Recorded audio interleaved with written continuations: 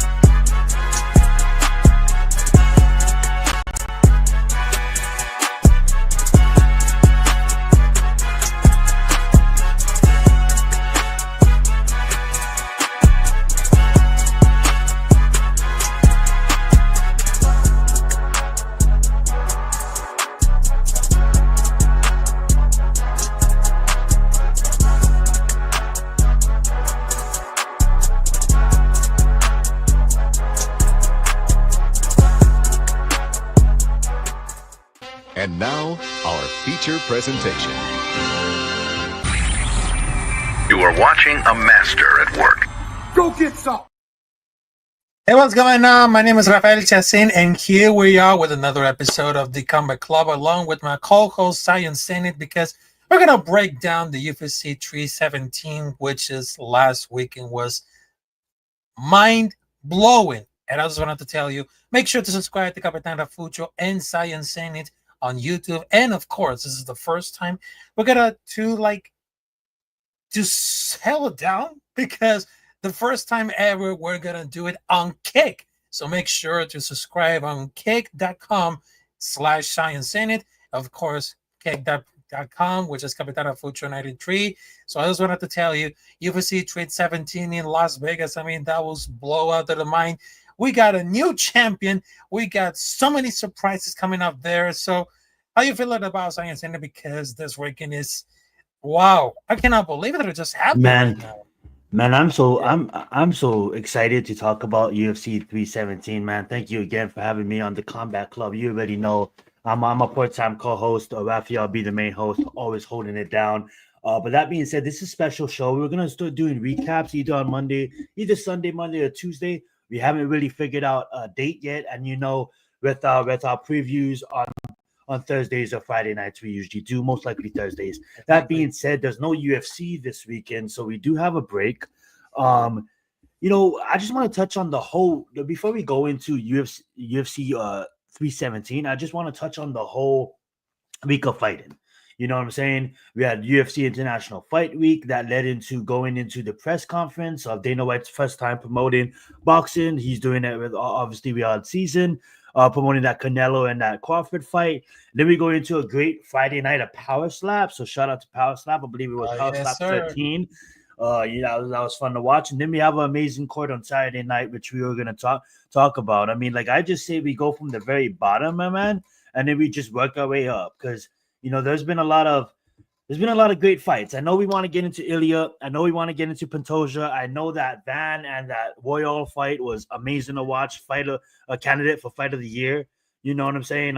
Over 200 significant strikes each. But that being said, let's just start from the bottom. Let's just run through it real fast. We can go. I'll go first this time. You go first next time, and we do that kind of scenario here. But Dinez going against Alvin Hayes. I will say I did think that Dinez was going to come in and absolutely put in the work and get him out early, knock him out in the first, but obviously that didn't happen for reasons of itself. Hayes is a dog. This guy was smiling the whole week leading up to the fight, and even in there, you could just tell the experience of Dinez compared to a guy that just started training 4 years ago. We've seen it, and Dinez really shined in there. This is a guy that had 20. I believe he meant 25-0 in amateur fights. He went in there and he absolutely looked like the better striker. Now, Alvin Hayes is a dog. He did have his moments. He did shine at times, but obviously with the experience does matter. And Johanna Dinez did pull off the victory. What did you think about the fight? And then we can go into that Jacoby Smith versus Nico Price. Go right ahead, my man. I'll be right back. All right. So talking about Jonathan Dines versus Alvin Hayes. Well, that was like very, very gutsy with a short camp. I mean, that was like, who even thought about it? I mean, Heinz deserved like another fight with a full camp, but this is gonna be like really fun. But then his boss Heinz faced out really bad with a couple of shots of the first half of the round one. I mean, that was like an insane power. And I feel like he will be like at least 20% more dangerous if he gonna learn the proper distance management. I mean, he was like punching at the air to the other like Yep. early Macy Barber. I mean, Heinz currently lost, but he showed up with incredible fitness for a heavyweight on short notice. I mean, they kind of like very impressive, but it had at a slow pace and gas really hard, but it wasn't a throwing that really crazy because Denise has got to reel it down for the eye poke. Probably he still going to survive, but get a lot of closer with those extra 2 minutes to get a rest. Well said, well said. Moving on, we did have Nico Price. Jacoby Smith did him dirty. You know what I'm saying? Nico Price is a dog. He's a veteran, but I'm gonna let Raphael begin on this one. Yeah, between for Nico Price versus Jacoby Smith. I mean, that was like a great fight. Nico, you're not Jacoby loading, Smith. Nico. Nico's not loading. Go ahead. I'm sorry. Yeah, it doesn't load it right now, but I think that between Nico Price versus Jacoby Smith, they need to work on this cardio if he ever wants to be like really something on the division, because they need to work a lot. I mean, he was really gassed at the round number one, which is not a good look. I mean, Smith looked at it at the beginning of the round one, but after Nico Price got up, he was really tired and didn't look great on the feet. So he needs to really improve it. I mean, Smith had to finish straight, and Price was finished like lower than this retirement fight at the 40 seconds. But in this time, I mean, does he have to think about more? Because he had to be more aggressive at all. I mean, you had to do like a really something about like really different. And I guess that every prospect must either completely dominate their opponents flawlessly while showing zero sign of weakness, or they're completely bummed. I mean, they look like really jacked and a good cardio. But there's one reason that fight is that Tyron Woodley and Edwards have low strength to conserve the cardio for like 25 minutes fight. I mean, this is going to be the most lopsided matchup in the whole history. And I'm very surprised that they got the cardio to keep screaming all it. Well said. And then, Jacoby Smith, you said it at the beginning of your take. He definitely has to improve on his cardinal, his cardio if he's gonna really make it rise. I mean, like the kid is now what 11-0 with 8 wins by knockout, 7 first round finishes, and he's shown the ability to go out there and submit a veteran like Nico Price. Thing is, though, the competition is just gonna get tougher. And he's yet going to have to prove again why he's deserving of his place and his spot in the UFC. That being said, though, Terrence McKinley damn near looked like Terrence McKinley in there. Terrence McKinley is a fighter that he's going to either come out and get knocked out, or come out and do a knockout, and get a knockout. That being said, he came out there and he got this motherfucker in a submission that I didn't see coming. Like, that he locked that shit up so fast. I didn't even think the motherfucker knew that was coming as well. I didn't think he realized how fast Terrence McKinley was going to take him to the ground and then scramble and get into that headlock position and then lock it in and then submit him. But what's your thoughts on this fight? Between Terrence McKinley versus Vyacheslav Borshchev. Thank you. I think it was just like really interesting stylistic matchup. I mean, the gap in athleticism for the first 5 minutes, it's just pure masterclass. Because that was like a very fucking finish. And Terrence is a gambler's dream. All the finish are win or lose because they'll never see like a decision of this career. Because Terrence, they should be like the main card opener. He's never been like in a boring fight, but he's getting really hunger about that. Now, this is going to be like the growth of the fighter. Because some finish they have with the fast is really fucked. I mean, that was like really amazing. And instantly, I was gonna take him out of the submission, and this gonna stay like very conscious because as long as the bride is gonna have so much fun because it has a lot of potential and fairness, also insane knockout power, wrestling, and good game, which is an amazing base to have all about this, and none of the Terrence profiles they have with the compensation. I mean, they got a pure entertainment. But between for like the other one, I mean, every thought is gonna be like a really incredible, but it's not that really great that against an opponent where a logical step after the previous competition. But they cannot let the beating and Kevin Owens ever hear like everybody else. But that was like a pretty decent fight because I meant Matt is seriously really correct because I really thought that they just wanted to recount because after he did it about this, I mean, he was like really dominant. He was really match up all that about this. So they're gonna be like a serious contender if they had to grow to something like that. I just hope that Terrence McKinley can pull up a streak. I mean, like, yeah, it's one thing that you go out there and you get a performance like that, but your career has been you either get a performance like that or you go out there and you get knocked out. You know what I'm saying? Like he got submitted early on in the second, he got knocked out early on in the first. You know what I'm saying? Then he comes out there and he gets a knockout. Then he gets a submission, and that's what we need to see because this kid definitely has the talent. Like this kid has the talent to be definitely inside the top 10. But can he put it together and can he show why he's deserving of so? I mean, like when you go out there and you submit a guy that's 8-5, I mean, like that doesn't really hold any weight to me. You know what I'm saying? Thank you so much for being here, my friend. Hey, how's it going, Andrew? It's gonna go down as damn near one of the best of the year. Absolutely, exactly. So hopefully he can get it together because that doesn't impress me. I mean, like, yeah, you go out there and you submit him, but he's 8-5. He's 8-5 for a reason. You know what I'm saying? Now let's get you where you're supposed to be fighting and see if you can still hang. And I think he can. He just needs to pull it together.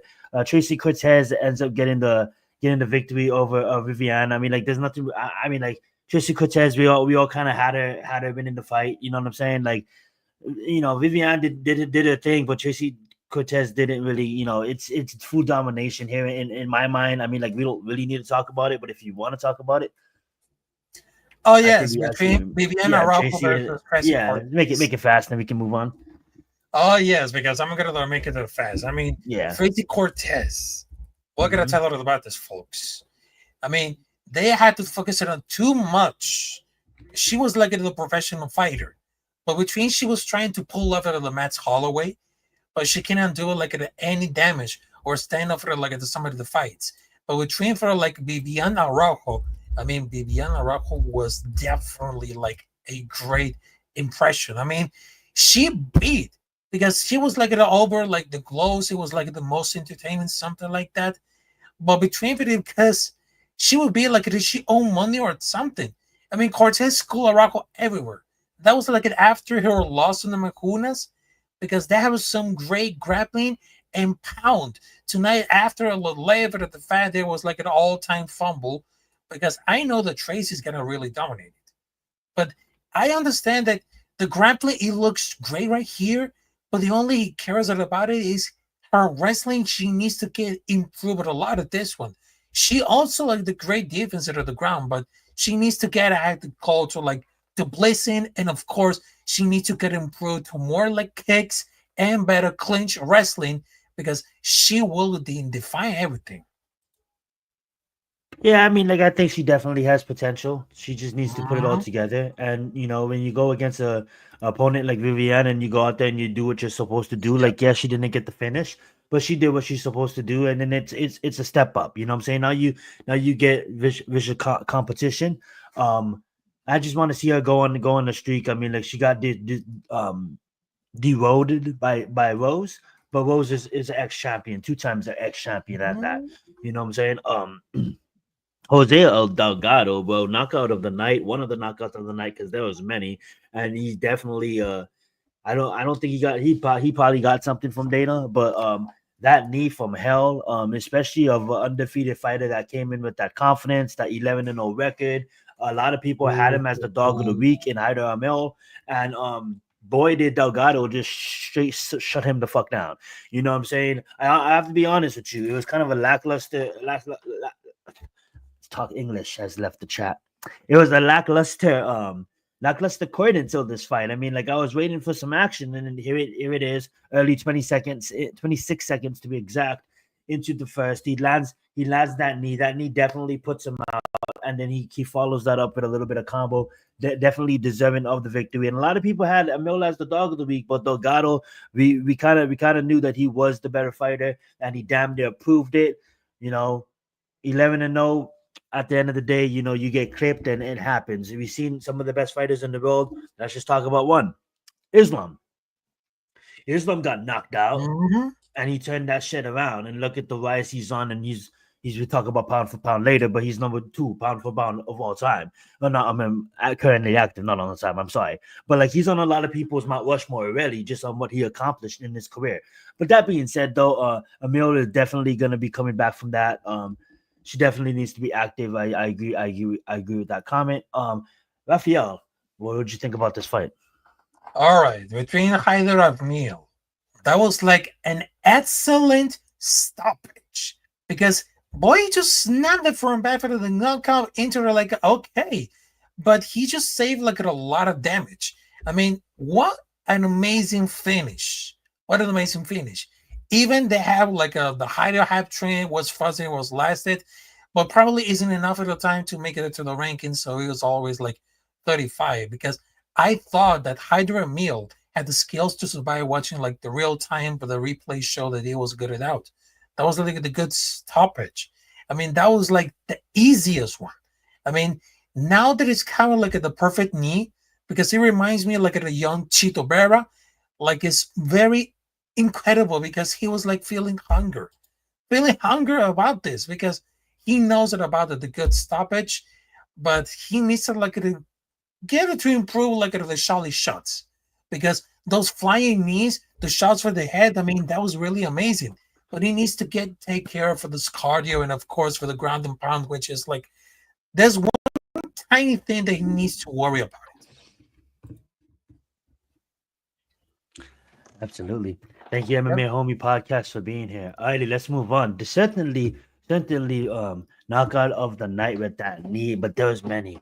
You know what I'm saying? And this is another one. Talking about entering the shadow realm. I mean, like Jack Hermansson so left his body. Like pray for him. I mean, he was down. It was hard to watch. And for a guy who's known for his submissions to go out there and do what he did to Jack and be like, obviously Jack's not known for his striking, he's known for his wrestling.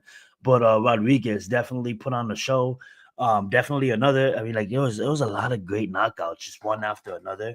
And definitely Gregory Rodriguez handled business with Jack. Certainly after that light stumble, he's working his way up through the rankings, and that's one way to come out there. You handle a veteran like Jack in that fashion. Definitely eyes on him now. Let's see if he can fight before the year's end. Get that. One thing about MMA, right? You win, you get that spotlight for that good month, and then if you don't fight, you kind of disappear. You know what I'm saying? Unless you're a global superstar and you can establish yourself in that fashion. You're active on YouTube or whatever the fuck. That being said, though, Gregory, hopefully he fights before the end of the year. Just get into that conversation of fighting better fighters, and certainly we like action in that division. So that being said, go ahead, Rafael. Between Jack Hermansson versus Gregory Hernandez.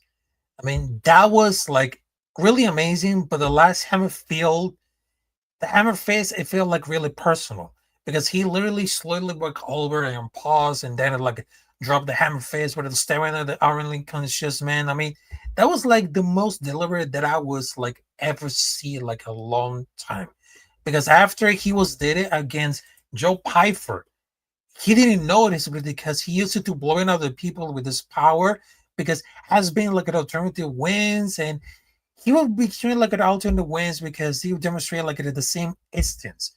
And so those well-to fighters that really knocked it out of the octagon pro leaves because not really any beef and it was like completely unconscious.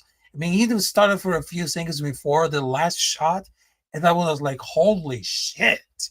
And I couldn't believe that. I mean, that was like one of the most fucked up that we've seen for a long time. And they could have sent it itself. They followed, he didn't notice it was out there cold. I mean, the walk-up is truly like a lost heart, but increased like the cold factor. I mean, every circumstance is very different. There's going to be like a clear-cut walk-off because he was going to be like a drop at the hammer Because what should we like really expect? I mean, the RoboCop, I mean, he was like really amazing. Really amazing because he has a glass shin that we're able to see like in a knockout very soon. Because that follow was not very necessary at all. Yeah, it absolutely was vicious. That being said, though, let's move on. That was a really good fight. Two great fights to end the prelims, and of course that Terrence McKinley to start it off. That being said, though, moving on to the main event. While we're here to uh to capture the main event, I mean, like the main card, should I say? Not just yet. You guys gonna have to wait a little bit longer. We're going from the top up. You know what I'm saying? But Peyton, Peyton, I believe, in all honesty, he almost like bought into the hype, and us as MMA fans, sometimes we see a future contender and a guy on the rise, and we almost like was like, yeah, that guy could be champion one day. But we put all the hype into him. Obviously Leon Murphy is doing his thing. He's taking care of business. We have the fighting nerds that definitely, but these guys been fighting for a long time. With Peyton, it's almost as if like this guy's young. He hasn't been fighting that long, and he definitely bought into the hype. He went out there his last fight and didn't deliver. Yeah, this certainly got out wrestled, and certainly got his ground game lacked. But in 6 months, what he was able to do against a game Felipe Lima, I mean, like that is definitely special. His ground game definitely improved. I mean, like there's one thing to be like, oh yeah, I'm gonna do it, and to actually go out there and just have 6 months. I mean, like it takes. I would think it takes longer than 6 months to improve. I mean, like when he practices it and he puts his mind to it, the sky is the limit with this kid. He absolutely went out there and he definitely Lima had his moments. But Peyton definitely looked like the better fighter, and he won by decision, and deservedly so. This kid is definitely going to be something special one day if he continues to do it the right way. He'll climb the rankings eventually, but it's the UFC, man. There's so much game opponents, but to do it against a game opponent like Lima, I was impressed. So shout out to Peyton, shout out to Mr. Peyton Sullivan. Go ahead. All right. So between Benil Dariush versus Renato Moicano, I mean, he got like almost for the full year. You don't want to touch on Peyton? We don't have to touch on Peyton. Go ahead, Benil. You go ahead. No, you good. Yeah, I understand that because outside like the flash knockdown, I mean, Benil Dariush was stepping ahead for the entire fight. I mean, those leg kicks were like out very quickly, and Dariush took like the whole gas out after dominating the wrestling in the second round. I mean, Moicano not throwing everything, and the third round was pretty much stupid. But I don't know what he was really thinking, because they have forgot. Because after the trash talk, that was like absolutely terrible, because he failed to get anything for the last 2 rounds. But if you give me like a Moicano for trash talking, what it was like lighthearted and nothing personal, I mean, that mentality is completely devoid for the personality and entertainment. But Dariush was really actually good everything. And he's going to like really going to enter war. I mean, they're gonna beat out of his ass right now. Pause. I mean, when in the hell did Moicano go for a takedown for like 50 seconds left? I mean, he's almost kind of like a lot of brain, because if you wanted to fall over, shooting the takedown was a lot of closer than falling over to standing and banging. Pause. I mean, it was like a great performance by Benil. He looked very good, but obviously got tired. He still got super composed and looked really strong and technical, but he's a serious ground threat, because he really wants to step out of the scrap and praise, because if that would fight for the belt years ago, that was like at a crazy high level, because there's like at a fighting at a championship level, this is like at a 9 and 11, but they gassed himself out thought. And that's why the lightweight is going to be like a crazy division coming up there. But the lightweight is gonna be fire. Lightweight has always been fire. That being said, though, shout out to Benil Dariush. I mean, like I honestly was picking Money Moicano. I truly believe that Islam is on that level, and I thought Money Moicano was gonna come out here and knock out Benil. I thought Benil was gonna take that Tony route where he was on this amazing streak and then he just got derailed. certainly that loss against Oliveira, and then obviously that loss against Arman is two of the best in the division. I mean, like Oliveira just fought for the championship. That being said, though, you're absolutely right on everything you said. I agree with you. I don't want to repeat. That being said, Benil, who knows? Like you said, the division is stacked right now. I mean, like Justin Gaethje, we see what happens to him. I would love to see. We talk about that a little bit later. I would love to see, but I'm gonna just talk about it now to preview it. I would love to see Arman get his title shot, even though the cage happened with Paddy. We'll talk about that in a minute. And I'd like to see Paddy fight Gaethje. I really like to see that happen. I'd like to see I think if Max, I'm sorry to bring him up. I got to bring up my man Max. I think Max gets it done. And I think this is a good game for Max. Like Max versus Benil. I mean, like, Benil's still kind of ranked, but we figured that out later. Get into the fight of the night, though. Brandon Royval versus Joshua Van. For Joshua Fan to fight in 2 times in under a month is absolutely respectful as fuck. I respect him for that. And just seeing his comeback, this kid was like, I mean, like we all know, he was in the UFC for less than 3 years. I mean, like 2.5 years. This guy had is on an amazing run. You know what I'm saying? Currently got he's young too. He's only 23 years old, and he got derailed a bit by getting knocked out, but I just think that taught him a lesson, and his boxing is definitely top 5. I would say that his boxing is top 5 in the sport right now, and going from rank number 12 to answering the call, and this is what the UFC wants. This is what the UFC is about. I mean, like, I get it.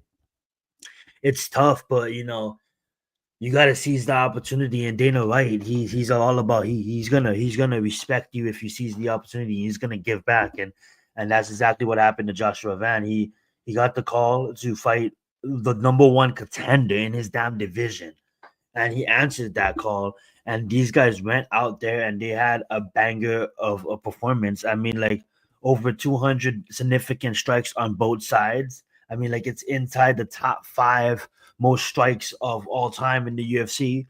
I mean, like Brandon Royval has nothing to hang his head on about. Dana White, I believe, even gave him his win money.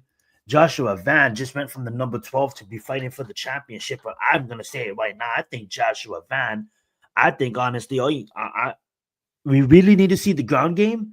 But honestly, I'm not going to throw up and told you just yet, but just to cover this fight, I mean, like, I think Joshua Van certainly went out there, certainly was a dog, did what he needed to do. And Brandon Royval, he could have easily won this fight too. I believe that knockout in the 3rd is what gave Van the round. But that being said, man, I was rooting for Van throughout the fight, but I'm such a big fan of Brandon that it was hard, but I'm just a fan of when you have good boxing, man. I mean, like, it makes a difference. And go right ahead, Raphael. Oh, Brandon Royval versus Joshua Ben. What can I tell you about Joshua Ben, man? I mean, he's one of the best prospects that I ever see in my whole life.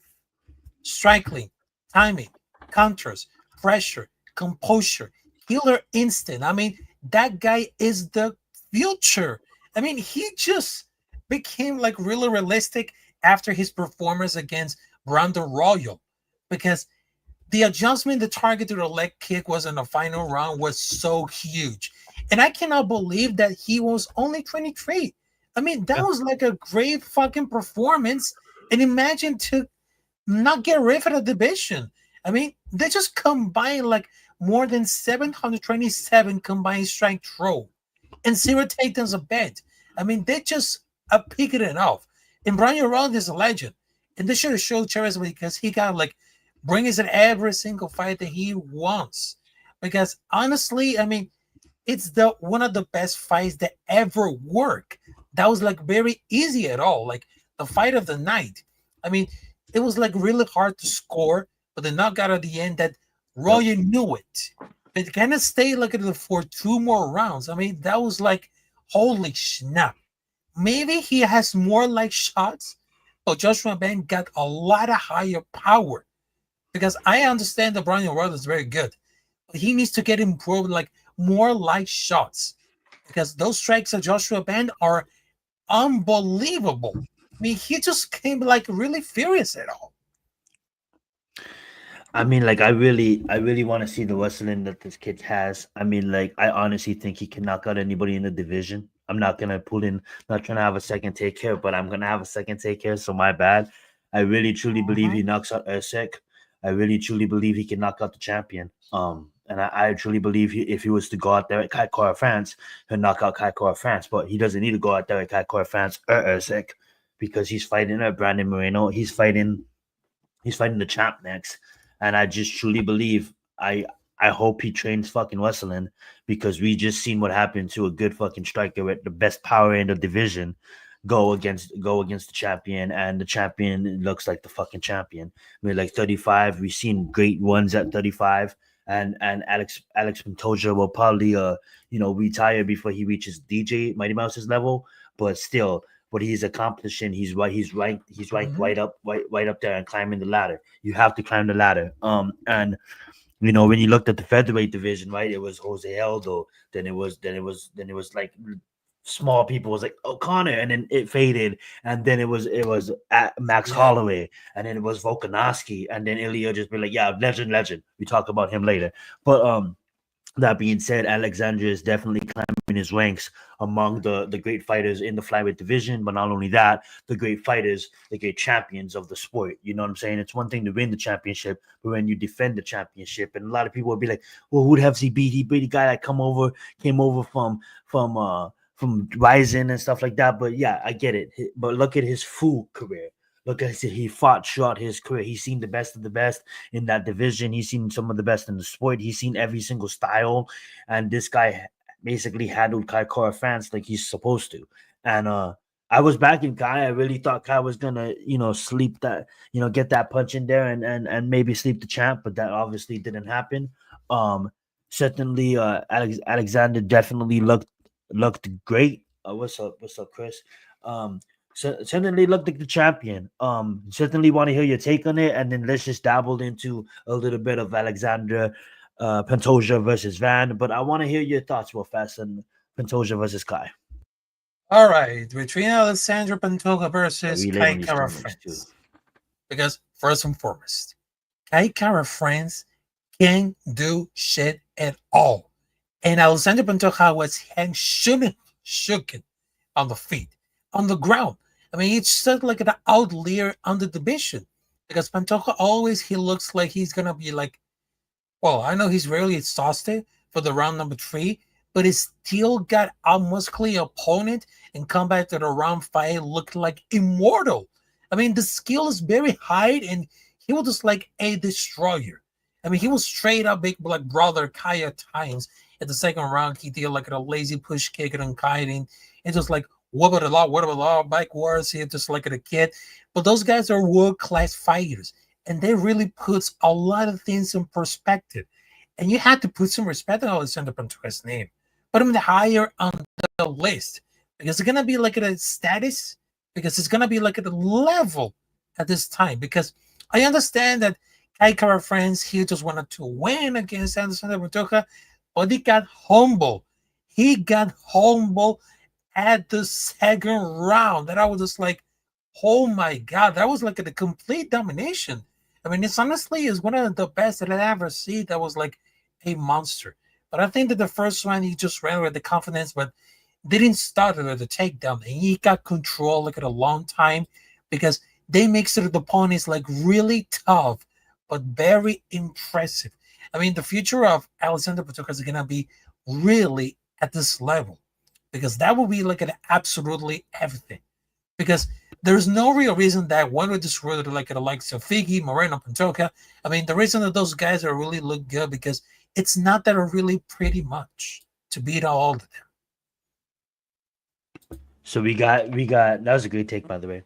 So we got the number 1 contender in Joshua Van going against Pantoja for the flyweight strap, and that's probably gonna do to happen. Probably if not by the end of the year, probably by January or February. But I think it happens by the end of the year. That being said, though, I really think Van. I really would want to see his wrestling. It's hard to critique it right now. We'll probably critique it when it gets closer. But I'm just gonna say this, like early preview. The fight's not even booked yet. I think Kai Kara France had that knockout power. But I think Joshua Van not only has that knockout power, but has the skill set to outbox the champ and have the champ rely on his boxing. As much as I just said that Alexandre Pantoja has seen every single style. I think this is one of the best boxers that Alexandre Pantoja. I don't mean to put Van in a box, but this is one of the best boxers that Alexander Pantoja had to deal with. Like one thing about Kai, he has to worry about that power. But I just think in skill for skill on the feet, I think Joshua Van is better than Pantoja. So I would really want to see how Joshua Van prepares to not get taken down because obviously Brandon didn't even shoot a fucking takedown. He just stood with the motherfucker. And we all want to talk, we all want to see that, you know. So moving into our main chord, because we can talk about him and we learned a lot about Ilia in the main chord. Yes. Early preview. What would you say on an early preview between Pantoja and Van? Oh, between Ferocious and Pantoja. I mean, it's pretty much at the same level, but he has a better resume. But he looks like he spent like a more practicing like to actually fight because he hasn't really changed it at all. Because Pantoja could get like overpower him with his usual fights, and Figgy will actually rock it to the bat several times. But the age is not a factor for Pantoja, but they had to put some respect on the name because he has better fight IQ. Because any takedowns, because he seems like a really great guy, but it's gonna be like a really excited. It could be like an over for like the strange advantage, which is make everything easier, everything easier. Well said. I mean, like, let's just move into our main event. I mean, like, we definitely learned a lot here. We all knew coming into the main event that Charles Oliveira gets hit. Um, we all kind of predicted that Ilia Topuria has the power to put his lights out.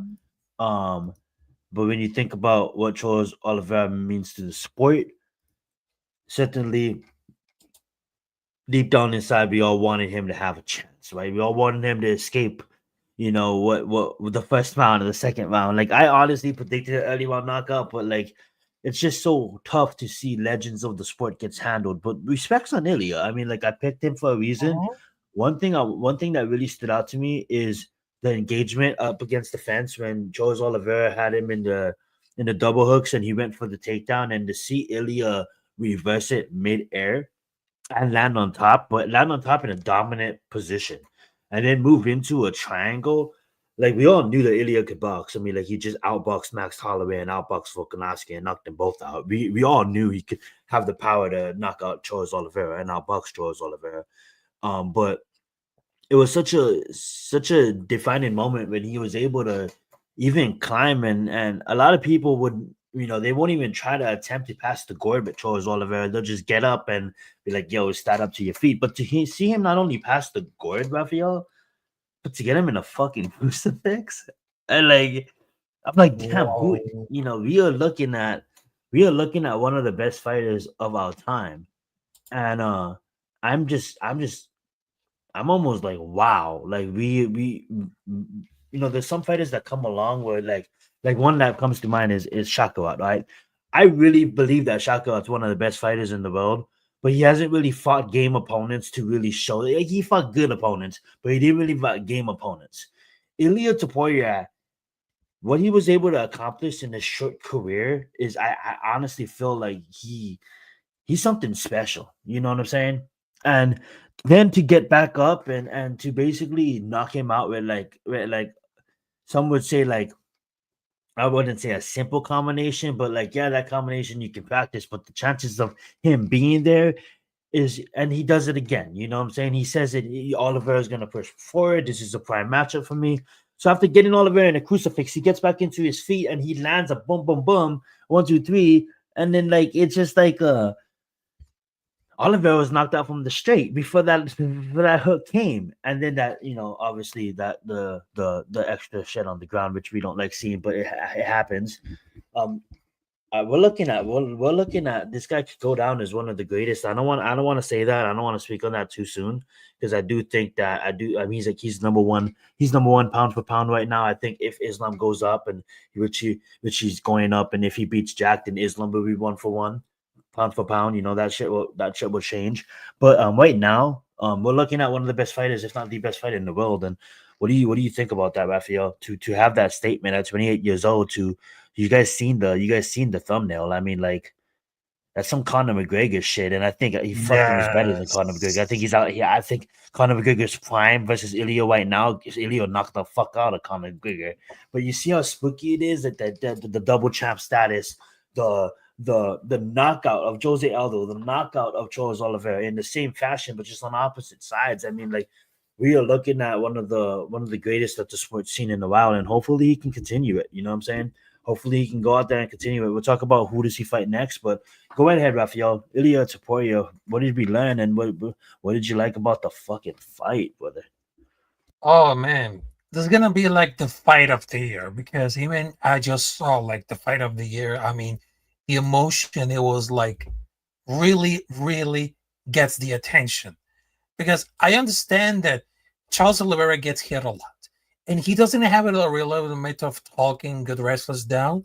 But Ilia Topuria hits like a truck and he's been taking it down for like once and he hasn't really hurt besides hitting like a tough shin for Herbert, but the fight's gonna make it another knockout for Topuria. I mean, after he knocked out Charles Oliveira, Max Holloway, Alexander Volkanovski, I mean, this is really happens because they can really survive whatever that's positive mind and off of the ground.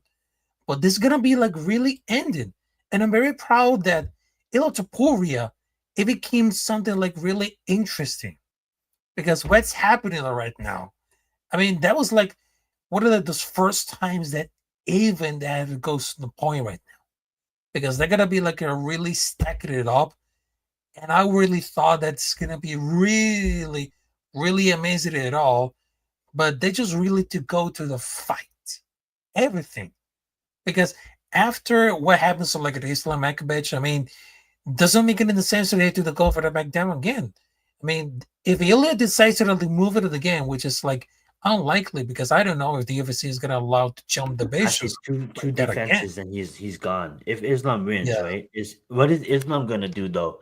Honestly, is Islam gonna win and come back down just to claim double champ? Because it depends. And Jack is a game opponent too, right? Let's not count out Jack. He's game too. He never lost in the UFC. He's on like a fucking amazing streak. He lost, I think, his second fight, and he's just been an animal ever since. But think about it. Think about who's waiting in the miss. I mean, like Sean Brady to top it off, and Shakawan. I mean, like you gotta think about yo, like Islam. Yeah. Like, let's just be real. Let's just be real. You're gonna want to fight Shakawan. You're gonna want to fight Ilia, and I think Islam is. I don't have to give my respects to Islam. Everybody knows how I feel about Islam. He's one of the greatest, and then sometimes, I don't really say sometimes. I mean, like he is damn near on the Mount Rushmore right now. You know what I'm saying? Right now, if he retires, he had a fucking career. You know what I'm saying? And that being said, though, it's like you want to fight Shakarat, you want to fight Ilia, and Ilia. What do you know? If you think about it, like let's just look at the lightweight rankings right now, right?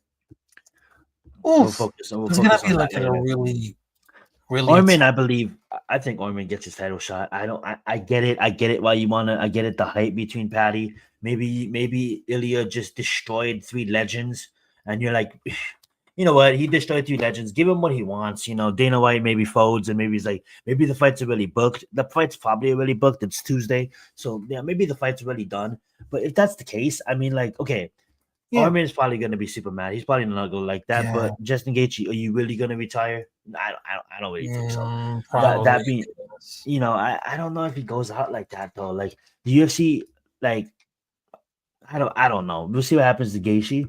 Max Holloway, I'm gonna bring his name up because he is fighting Destin. I do believe he gets that win, but I think Max Holloway will stay around and maybe he fights Manil. Maybe he fights Gamrot. Like, you know what I'm saying? I don't know if Gamrot's booked yet. Is Gamrot booked? I don't think Gamrot's booked.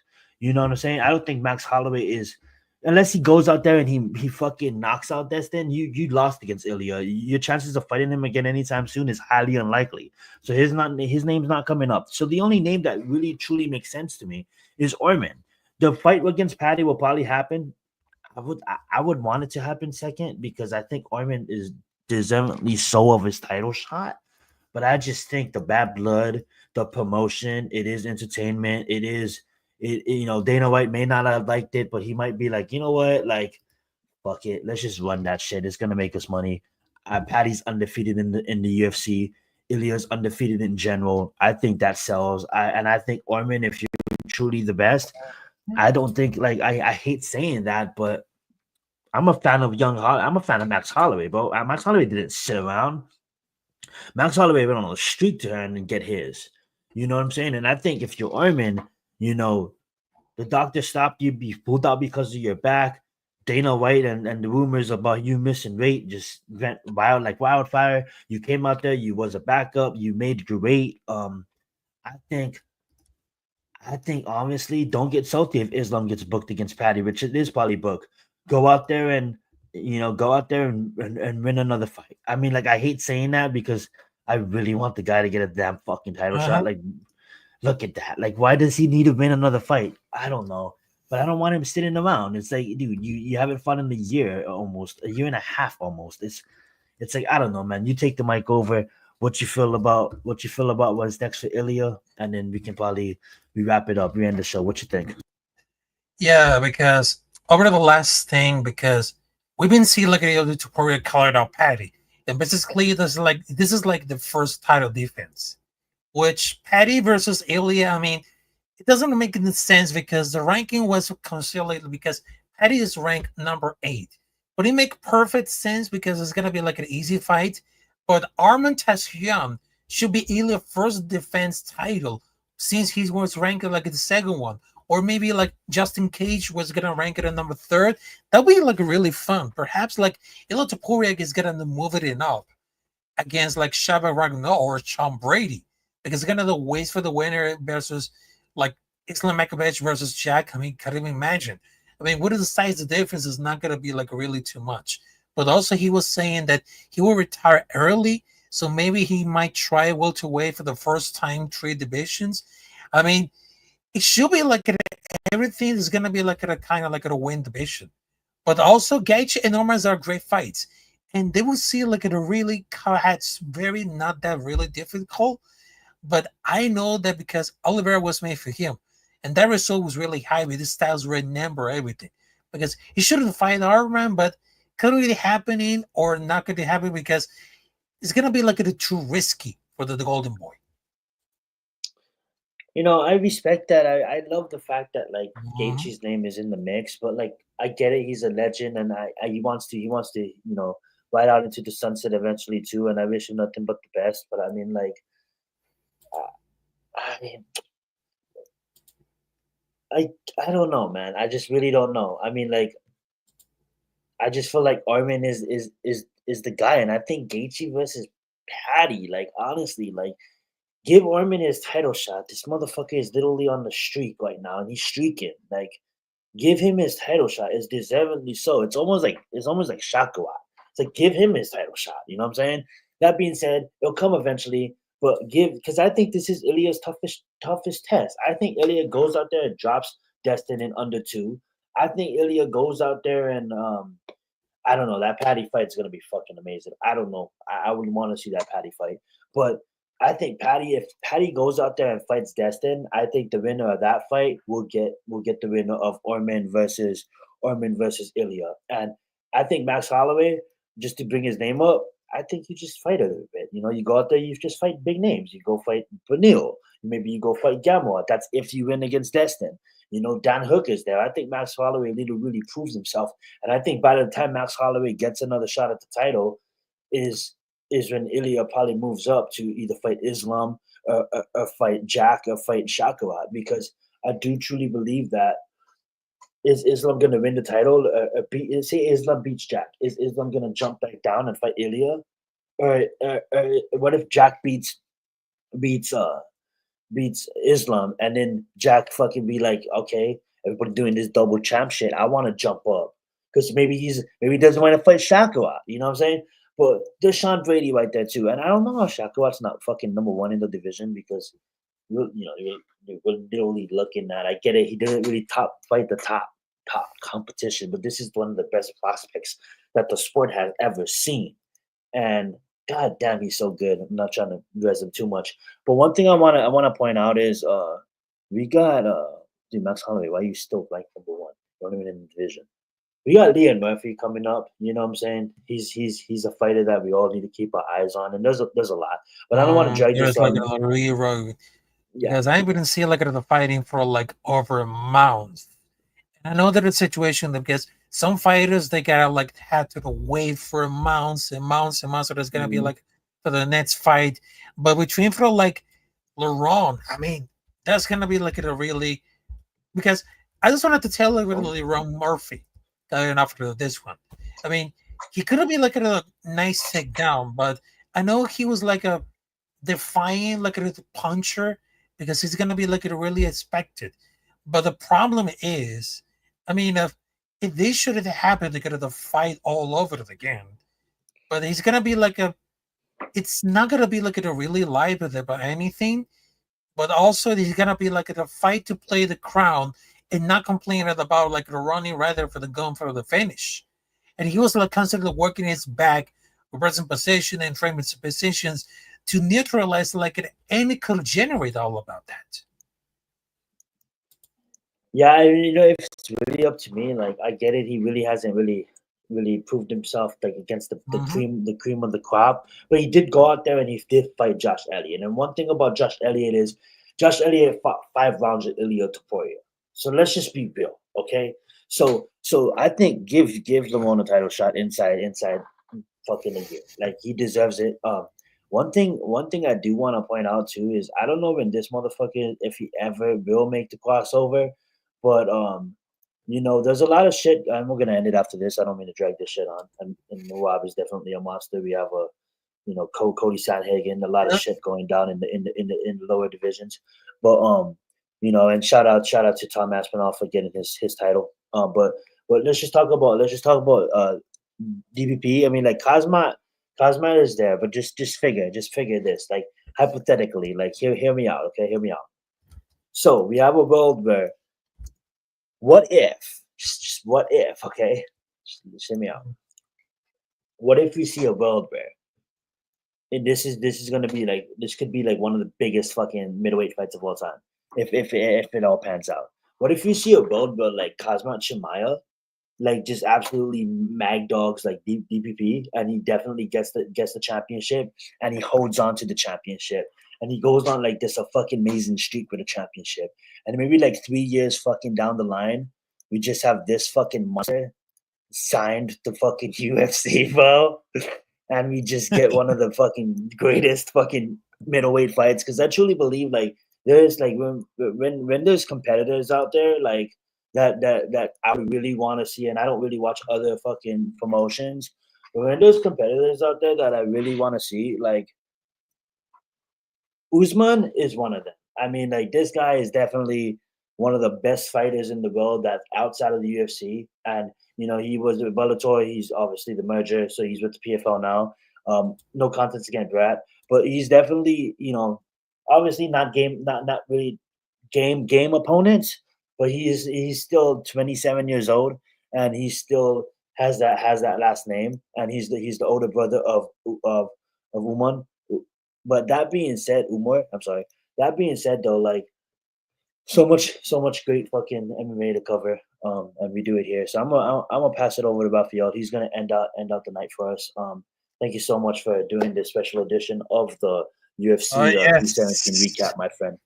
Let's get it. Yes, because it's been like an amazing full recap because we just having a look at the breakdown between for the early preliminaries, the preliminaries, and of course for the main card. And of course, I just wanted to tell you, thank you guys for joining us for the chat. I'm in C, Andrew S, Chris Gray, also MMA Homie Podcast, Vitality MMA, Marcus Banks. Salute to you. I mean, This is gonna be like a really great because this is like the first time that we just hit them off for kick.com, which is really amazing. I just wanted to tell you, make sure to subscribe to Capitan Rafucho and of course Zion Sani because it's gonna bring sports and entertainment on YouTube and of course on Kick. So follow my TikTok too. Follow my TikTok too.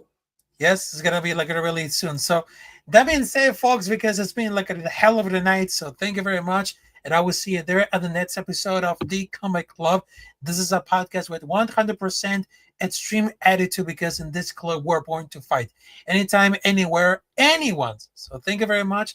And I hope you see you there next time at the Combat Club. And I just wanted to tell you, have a great week. And of course, happy 4th of July. All the clips right there. TikTok. Oh, yes. Got all the clips from the fights. Let's get it. All right, let's get it. And we're out of here.